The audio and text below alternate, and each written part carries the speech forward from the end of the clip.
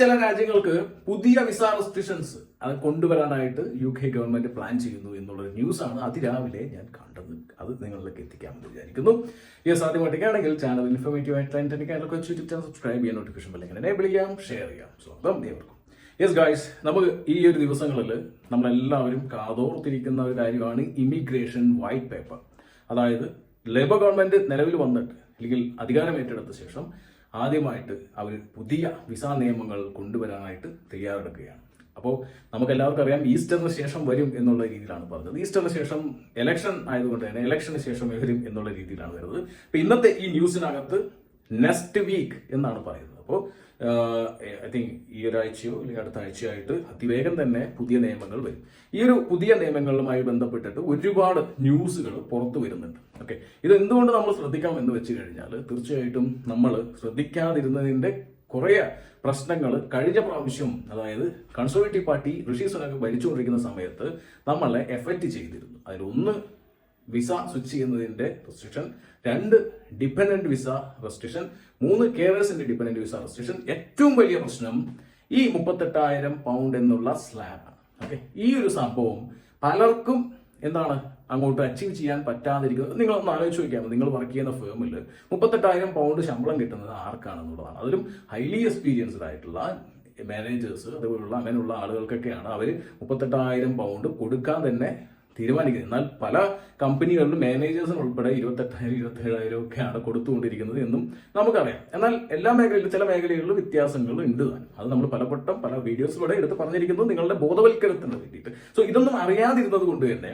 അന്നും നിയമങ്ങൾ വരുന്ന സമയത്ത് നമ്മൾ ചാൻസ് ഇല്ല എന്ന് ചിന്തിച്ചിരുന്നവർക്ക് അത് വലിയൊരു തിരിച്ചടിയായി. അതേപോലെ തന്നെ ഇമിഗ്രേഷൻ വൈറ്റ് പേപ്പറിനകത്തും പല കാര്യങ്ങൾ ഇതേപോലെ ലീക്കായി വരുന്നതും ഇല്ലെങ്കിൽ ഇതേപോലെ ചില ന്യൂസുകൾ പ്രസിദ്ധീകരിക്കുന്നതും നിങ്ങളുടെ മുമ്പിൽ ഒന്നും തന്നെ വിടാതെ തന്നെ നിങ്ങളുടെ മുന്നോട്ട് കൊണ്ടുവരുന്നത് ഇത് വരാതിരിക്കാം എങ്കിലും നമ്മൾ അവെയർ ആയിരിക്കുക എന്ന് മാത്രമാണ് നമ്മുടെ ഉദ്ദേശം. സോ ഗൈസ്, ഇപ്പോ വന്നിരിക്കുന്ന അപ്ഡേറ്റ് അനുസരിച്ചിട്ട് ഈ ചില രാജ്യങ്ങളിലേക്ക് ഇനി UK വിസ അപ്ലൈ ചെയ്യുന്നതിൽ പുതിയ റെസ്ട്രിക്ഷൻസ് കൊണ്ടുവരുന്നു. UK planning on restricting visa applications from certain nationalities. ഇത് ദ ടൈംസ് എന്ന് പറഞ്ഞിട്ടുള്ള ന്യൂസ് പ്രസിദ്ധീകരിച്ചിട്ടുള്ള ന്യൂസാണ്.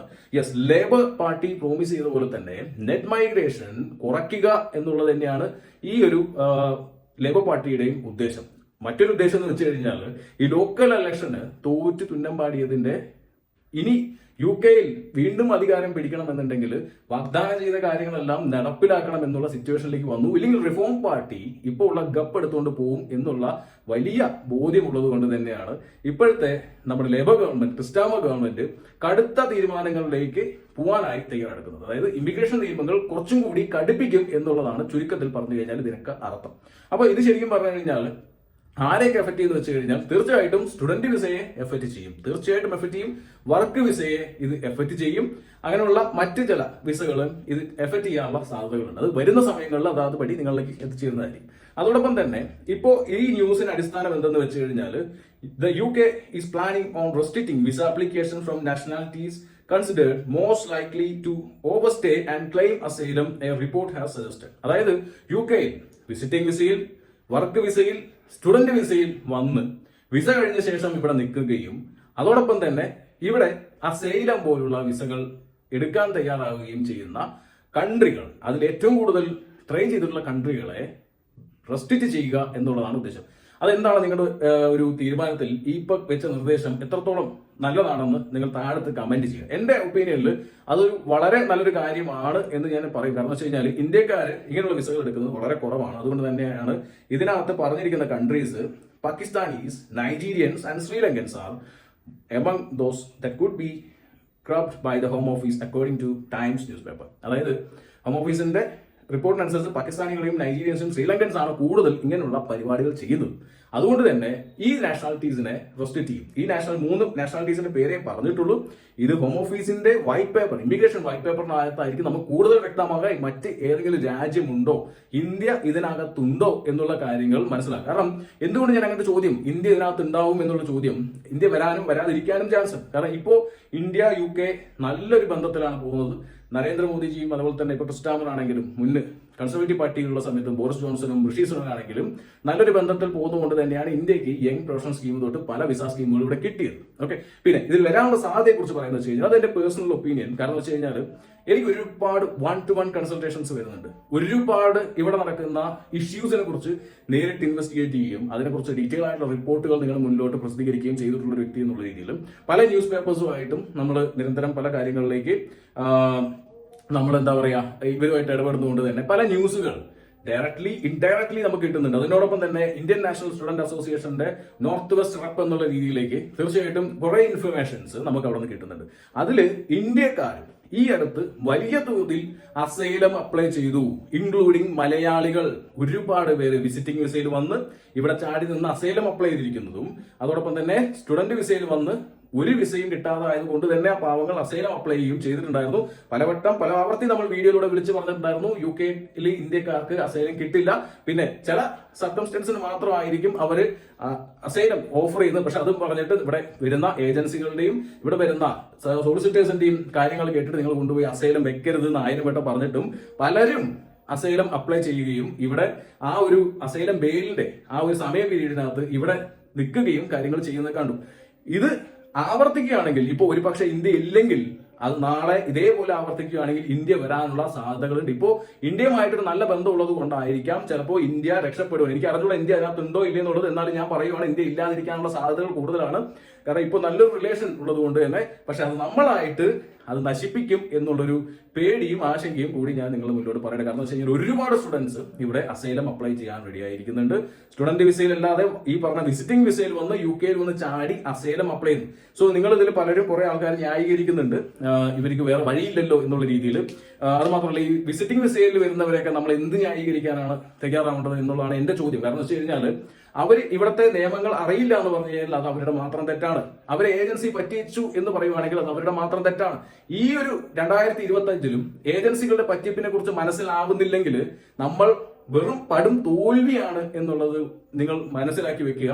കാരണം വേറൊന്നും കൊണ്ടല്ല, 1000 വീഡിയോസിലൂടെ നമ്മുടെ ചാനലാണെങ്കിലും മറ്റ് ചാനലുകളാണെങ്കിലും നിരന്തരമായിട്ട് ന്യൂസും ന്യൂസ് പേപ്പേഴ്സിലൂടെയും ഇതേപോലുള്ള പറ്റിപ്പുകളും പറ്റിപ്പിലൂടെ നഷ്ടമാകുന്ന പൈസകളും അതിനെ തുടർന്നുണ്ടാകുന്ന ആത്മഹത്യകളെ കുറിച്ചും ചൂണ്ടി കാണിച്ചു തന്നിട്ടും വീണ്ടും ഇതേപോലുള്ള ഈ പറഞ്ഞ വിസിറ്റിംഗ് വിസയിലേക്ക് വന്ന് ഇവിടെ വന്ന് ഇത് അസൈലം അപ്ലൈ ചെയ്യാൻ നിൽക്കുന്നവരും വർക്ക് വിസ എടുക്കാമെന്ന് വിചാരിച്ചു വരുന്നവരും അവര് സൂക്ഷിക്കുക, നിങ്ങൾ പെടും. ഇനി സ്റ്റുഡന്റ് വിസയിൽ വന്നവരുടെ കാര്യം, അവരുടെ സാഹചര്യം വളരെ വളരെ ദൗർഭാഗ്യകരമായിട്ടുള്ള സാഹചര്യമാണ്. കാരണം വെച്ച് കഴിഞ്ഞാൽ UK-യിൽ വരുന്ന സമയത്ത് ഇവിടെ ഒരു നിയമമാറ്റങ്ങളും ഉണ്ടായിരുന്നില്ല. എല്ലാവരും തന്നെ പോസ്റ്റ് സ്റ്റഡി വർക്ക് വിസയും കണ്ട് ഇവിടുത്തെ കെയർ വിസയും കണ്ട് വന്നവരാണെങ്കിൽ അതിന്റെ ഇടയിലാണ് ഇടുത്തി പോലെ ആ കെയർ വിസയുടെ ഡിപ്പെൻഡൻസിനെ എടുത്തു മാറ്റുകയും ഈ 38,700 പൗണ്ട് എന്നുള്ള സ്ലാബ് കൊണ്ട് തലയിൽ കൊണ്ട് വെച്ചതും ഇതുവരെ പോലും ഒരാള് പോലും പ്രതീക്ഷിച്ചില്ല എന്നുള്ളത് തന്നെയാണ്.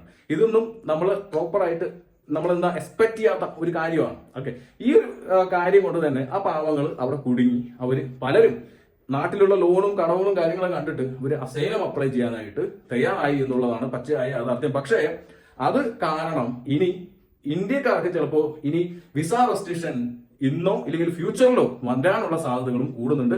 ഇപ്പോഴുള്ള നല്ല റിലേഷൻ അത് ഇല്ലാതായിരുന്നെങ്കിൽ ഒരു പക്ഷേ ഈ പട്ടികയിൽ ഇനിയിപ്പോൾ ഇന്ത്യ ഉണ്ടോ എന്ന് എനിക്ക് അറിഞ്ഞുകൂടാ. ആ സമയത്ത് ഞാൻ വീഡിയോ ചെയ്യുന്നതായിരിക്കും. എന്നാൽ ഇപ്പൊ പുറത്തുവിട്ടുള്ള ന്യൂസിനനുസരിച്ച് ആ പട്ടികയിൽ ഇന്ത്യയുടെ പേരില്ല എന്നുള്ളത് തന്നെയാണ്.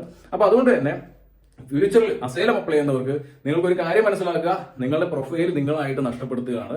1, 2 ഈ കൺട്രിയിലെങ്കിലും മറ്റൊരു കൺട്രിക്ക് നാളെയെങ്കിലും കയറി പോകാൻ പറ്റും. ഇവിടെ അസൈലം അപ്ലൈ ചെയ്ത് കിട്ടുകയില്ല, നിങ്ങളെ പിടിച്ച് പുറത്താക്കുകയും ചെയ്യും. അതോടൊപ്പം തന്നെ മറ്റൊരു രാജ്യത്തേക്ക് പോകാൻ പറ്റാത്ത സിറ്റുവേഷനിലേക്ക് നിങ്ങൾക്ക് വരും. അതിൽ ഇവിടെ ഓവർ സ്റ്റേ നിൽക്കുന്നവരുടെ കേസും അതാണ് പറയുന്നത്. നിങ്ങൾക്കൊക്കെ നിങ്ങളുടെ കടം കാര്യങ്ങൾ മനസ്സിലാവുന്നുണ്ട്. അത് പക്ഷേ എന്താണെന്ന് വെച്ച് കഴിഞ്ഞാൽ നിങ്ങൾ നാളെ ഫ്യൂച്ചറിൽ റിട്ടേൺ ഇങ്ങോട്ട് വരണമെങ്കിലോ ഇനി മറ്റൊരു രാജ്യത്തിലേക്ക് പോകണമെങ്കിലോ ഒരു പക്ഷേ നിങ്ങൾ സാധിച്ചു എന്ന് വരില്ല എന്നുള്ള കാര്യം കൂടി ഓർമ്മിച്ച് വെക്കുക ഇവിടെ അസൈലം അപ്ലൈ ചെയ്യുന്നതിൽ. അത് മാത്രമല്ല ഈ സ്റ്റുഡന്റ് വിസയിൽ വന്നിട്ട് ഇങ്ങനെയുള്ള പരിപാടികൾ ചെയ്തുകൊണ്ട് തന്നെ ഫ്യൂച്ചറിൽ സ്റ്റുഡന്റ് വിസ റെസ്ട്രിക്ഷൻസ് നമുക്ക് വരാനായിട്ട് പോവാണ്. ഇമിഗ്രേഷൻ വൈറ്റ് പേപ്പറിനകത്ത് മുന്നേ അവർ പറഞ്ഞ പോലെ തന്നെ ഇപ്പോ ഇതിനകത്ത് ഈ ന്യൂസിനകത്തും അത് പ്രതിപാദിച്ചിട്ടുണ്ട്. മെയിൻ ഒരു കാര്യം എന്ന് വെച്ച് കഴിഞ്ഞാൽ ഗ്രാജുവേറ്റ്സിന് ഇവിടെ പഠിക്കാൻ വന്നിട്ടുള്ള ഗ്രാജുവേറ്റ്സിന് ഒന്നില്ലെങ്കിൽ പുതിയതായിട്ട് കൊണ്ടുവരുന്ന സാലറി സ്ലാബ് നിങ്ങൾക്ക് അപ്ലിക്കബിൾ ആകും. ഏത് ജോലിയും ചെയ്യാൻ പറ്റും ആ സാലറി സ്ലാബിനകത്ത്. അല്ലെങ്കിൽ നിങ്ങൾ പഠിച്ച വിഷയത്തിൽ ഇവിടെ ജോലി ലഭിക്കണം എന്നുള്ള തീരുമാനത്തിലേക്ക് ഒരു പ്രപ്പോസൽ പോലെ വന്നിട്ടുണ്ട് എന്നുള്ള കാര്യം മുന്നേ എനിക്കൊരു 2 ആഴ്ച മുന്നേ തന്നെ ഞാൻ നിങ്ങൾക്ക് വീഡിയോ ചെയ്ത് പറഞ്ഞിട്ടുണ്ടായിരുന്നു. ഗ്രാജുവേറ്റ് റൂട്ട് വിസയിലും അതിനകത്തുള്ള ആവശ്യമായിട്ടുള്ള നിയന്ത്രണങ്ങൾ വരാനുള്ള സാധ്യതകളെ കുറിച്ചും നിങ്ങളിത് പറഞ്ഞിട്ടുണ്ടായിരുന്നു. അത് മാത്രമല്ല മറ്റ് ജോബുകൾ, ഓക്കെ, അതായത് ഇപ്പോൾ ഈ പറഞ്ഞ IT, അതുപോലെ തന്നെ ടെക്, പിന്നെ അതുപോലെ തന്നെ നമ്മുടെ ഹെൽത്ത് കെയർ ജോബുകളിനകത്തും കാര്യമായുള്ള റെസ്ട്രിക്ഷൻസ് വരാനായിട്ട് സാധിക്കുന്നുണ്ട്. അപ്പം നിങ്ങൾ വിചാരിക്കും ഇനി ഇവിടെ നമ്മളെ റിക്രൂട്ട് ചെയ്തതിൽ ഇവരെങ്ങനെ ജീവിക്കുമെന്നുള്ളത്. ഞാൻ ഏകദേശം 1 വർഷം മുമ്പ് ഒരു വീഡിയോ ചെയ്തിട്ടുണ്ടായിരുന്നു. നിങ്ങൾ എത്ര പേര് കണ്ടു എന്ന് എനിക്ക് അറിഞ്ഞുകൂടാ. ലേബർ പാർട്ടിയുടെ മാനിഫെസ്റ്റോ വായിച്ചുകൊണ്ടായിരുന്നു ആ വീഡിയോ ചെയ്തിട്ടുണ്ടായിരുന്നു. ആ മാനിഫെസ്റ്റോയ്ക്കകത്ത് ഞാൻ പറഞ്ഞിട്ടുണ്ടായിരുന്നു, ആ വീഡിയോക്കകത്തും വളരെ വ്യക്തമായിട്ട് തന്നെ പറഞ്ഞിട്ടുണ്ടായിരുന്നു, ഇവിടെ സ്റ്റുഡന്റ് വിസ അന്ന് റെസ്ട്രിക്ഷനോ കാര്യങ്ങളോ ഒന്നും വന്നിട്ടില്ല, കൺസർവേറ്റീവ് പാർട്ടി റെസ്ട്രിക്ഷൻ കൊണ്ടുവന്നിട്ടുണ്ടായിരുന്നില്ല. അപ്പോൾ എല്ലാവരും പ്രതീക്ഷിച്ചിരുന്ന ഒരു കാര്യം എന്തെന്ന് വെച്ച് കഴിഞ്ഞാൽ ഇവിടെ സ്റ്റുഡൻസിന് ഡിപ്പെൻഡൻസ് നിർത്തിയാൽ UK സ്റ്റുഡൻസ് വരില്ല. അങ്ങനെ വന്നു കഴിഞ്ഞാൽ ഇവിടുത്തെ എക്കണോമി തകർന്നടിഞ്ഞ് 35 ബില്യൺ 45 ബില്യൺ ഒക്കെ ആണ് ഇവർക്ക് കിട്ടുന്നത്. അത് അവർ കളയോ എന്നുള്ള ചിന്തയായിരുന്നു നമുക്കുണ്ടായിരുന്നത്. എന്നാൽ ഒരു കാര്യം പറയട്ടെ, അവരത് കളഞ്ഞു. അവരുടെ ഇവിടുത്തെ നിലനിൽപ്പെന്ന് വെച്ച് കഴിഞ്ഞാൽ ഇവിടുത്തെ ജനങ്ങളുടെ വോട്ടാണ്. ആ വോട്ട് ലഭിക്കണമെന്നുണ്ടെങ്കിൽ തീർച്ചയായിട്ടും അവരെ സന്തോഷിപ്പിച്ചേ പറ്റൂ, സുഖിപ്പിച്ചേ പറ്റൂ. അതുകൊണ്ട് തന്നെ ഇപ്പോൾ ഉള്ള മൈഗ്രേഷൻ ഇവർക്ക് ബാധ്യതയാണ്. അതുകൊണ്ട് തന്നെ അവർ വളരെ വ്യക്തമായിട്ട് തന്നെ കടുത്ത തീരുമാനമെടുത്ത് സ്റ്റുഡൻസിന് ഡിപ്പെൻഡൻസിന് റെസ്ട്രിക്ട് ചെയ്തു, കെയറേഴ്സിന് ഡിപ്പെൻഡൻസിന് റെസ്ട്രിക്ട് ചെയ്തു, സാലറി സ്ലാബ് കൊണ്ടുവന്നു. അതുകൊണ്ട് തന്നെ അവരുടെ എക്കണോമിക്ക് തീർച്ചയായിട്ടും തളർച്ചകൾ ഉണ്ടായിട്ടുണ്ട്. ഇവിടുത്തെ യൂണിവേഴ്സിറ്റികളിലേക്ക് സ്റ്റുഡൻസ് വരുന്നതിന് വലിയ കുറവുകൾ ഉണ്ടായിട്ടുണ്ട്. പക്ഷേ ഞാൻ അന്നും ഒരു കാര്യം പറഞ്ഞിട്ടുണ്ടായിരുന്നു, ഈ ലേബർ പാർട്ടി വരുവാണെങ്കിൽ കൺസർവേറ്റീവ് കൊണ്ടുവന്നിട്ടുള്ള ബ്രെക്സിറ്റ് ഒരു പക്ഷേ റീസെറ്റ് ചെയ്യാനുള്ള സാഹചര്യമുണ്ട്. അതിന്റെ ഡിസ്കഷനുമായിട്ട് പോയിട്ടുണ്ടായിരുന്നു നമ്മുടെ ക്രിസ്റ്റാമർ ഗവൺമെന്റ്. അത് മാത്രമല്ല, ഇപ്പോൾ വന്നിട്ടുള്ള അപ്ഡേറ്റ് അനുസരിച്ചിട്ട് യൂറോപ്പിൽ നിന്നുള്ള യങ്സ്റ്റേഴ്സിന് UK വന്ന് പഠിക്കുന്നതിനും പണിയെടുക്കുന്നതിനും ബിസിനസ് ചെയ്യുന്നതിനും ഒരു പ്രശ്നമില്ല. അതുപോലെ UK നിന്നുള്ള യങ്സ്റ്റേഴ്സിനും യൂറോപ്പിലേക്ക് കടക്കുന്നതിനും ഒരു പ്രശ്നമുണ്ടാവില്ല. യൂത്ത് മൊബിലിറ്റി പോലുള്ള വിസകൾ ഇപ്പോൾ ഒരു എന്താ പറയുക 10,000 വിസകൾ എന്നുള്ള രീതിയിലാണ്. ആ റെസ്ട്രിക്ഷൻ എടുത്ത് മാറ്റാനുള്ള സാധ്യതകൾ വളരെ വളരെ കൂടുതലാണ്. അപ്പോൾ അങ്ങനെ വരുമ്പോൾ നമ്മൾ ഇവിടെ വന്നില്ലെങ്കിലും ഇവർക്ക് പ്രശ്നമുണ്ടാവില്ല. പഴയ UK എങ്ങനെയായിരുന്നു വന്നത് അതേപോലെ തന്നെ അവർ വീണ്ടും കൊണ്ടുവരും. അതോടൊപ്പം തന്നെ ഇപ്പോൾ വലിയ ഭീഷണിയായിരിക്കും മാറിയിരിക്കുന്നതെന്ന് വെച്ച് കഴിഞ്ഞാൽ റിഫോം പാർട്ടിയാണ്. നമ്മുടെ ഫറാജ് അവർ ആ ഇലക്ഷൻ തൂത്തുവാരിയത് കൊണ്ട് തന്നെ തൃശങ്കൂലായിരിക്കുകയാണ് നമ്മുടെ ക്രിസ്റ്റാമർ ഗവൺമെന്റ്. അവർക്ക് ഇനി നിലനിൽപ്പിന് ഇനി എന്തെങ്കിലും ചെയ്തേ പറ്റൂ എന്നുള്ള രീതിയിലാണ്. സോ അങ്ങനെയുള്ള സിറ്റുവേഷനകത്ത് ഇവർക്ക് മുന്നും പിന്നും നോക്കാനില്ല. അടുത്ത ഇലക്ഷൻ നിൽക്കണം എന്നുണ്ടെങ്കിൽ ഇവർക്ക് നമ്മളെ പിടിച്ച് പുറത്താക്കിയേ പറ്റൂ. അതായത് ഇല്ലീഗൽ മൈഗ്രേഷൻ അടക്കം ഇനി ഇവർക്ക് തുടച്ചു നീക്കിയേ പറ്റൂ. അതുമല്ല, ഇപ്പോൾ റിഫോം പാർട്ടി വിജയിച്ച കൗൺസിലുകളിൽ ഇല്ലീഗൽ മൈഗ്രൻസിനെ പിടിച്ച് അവര് എന്ത് ചെയ്യുന്നു വെച്ച് കഴിഞ്ഞാൽ ഇപ്പോൾ ക്യാമ്പുകളിലേക്ക് മാറ്റും എന്നാണ് പറയുന്നത്. അതായത് ഗവൺമെന്റ് ചെയ്യുന്നില്ലെങ്കിൽ അവിടുത്തെ കൗൺസിലുകളെ കൊണ്ട് ചെയ്യിപ്പിക്കും എന്നാണ് പറയുന്നത്. അതുകൊണ്ട് തന്നെ റിഫോം പാർട്ടി ഒരു ഏരിയയിൽ വിജയിച്ച് തുടങ്ങിയിട്ടേ ഉള്ളൂ. അപ്പോഴേക്കും ആ കൗൺസിലുകൾ ഇപ്പോൾ അവരുടെ നിയന്ത്രണത്തിൽ വരാണ്. അവിടെ ഇല്ലീഗൽ മൈഗ്രൻസിനെ പിടിക്കും എന്നുള്ളതാണ് പറഞ്ഞിരിക്കുന്നത്. സോ ഇങ്ങനെയുള്ള കാര്യങ്ങൾ ഞാൻ മുന്നേ തന്നെ ഈ ന്യൂസുകൾ കേട്ടിട്ടൊക്കെ നിങ്ങളോട് പറഞ്ഞിട്ടുണ്ടായിരുന്നു. സോ വളരെ കെയർഫുൾ ആയിരിക്കുക. ഇപ്പോൾ ഉള്ള അങ്ങനെയുള്ള പണികൾ ചെയ്യുന്നുണ്ടെങ്കിൽ, അറ്റ്ലീസ്റ്റ് റിഫോം പാർട്ടി ഭരിക്കുന്ന അവിടെയൊക്കെ നിങ്ങൾ ചെയ്യുന്നുണ്ടെങ്കിൽ വളരെ തെറ്റായിട്ടുള്ള കാര്യമാണ്. പിന്നെ ഇവർ പിടിച്ച് പുറത്താക്കുകയും ചെയ്യും. അതും കൂടി മനസ്സിൽ വയ്ക്കുക. എനിവേ, ഇന്നത്തെ വീഡിയോ നിങ്ങൾക്ക് മനസ്സിലായെങ്കിൽ നല്ലത്, അല്ലെങ്കിൽ ഞാൻ മനസ്സിലാകുന്ന രീതിയിൽ മറ്റൊരു വീഡിയോ കൊണ്ടുവരാൻ നോക്കാം. എനിവേ, ചാനൽ ഇഷ്ടപ്പെട്ട സപ്പോർട്ട് ചെയ്യുക, സബ്സ്ക്രൈബ് ചെയ്യുക. ബൈ.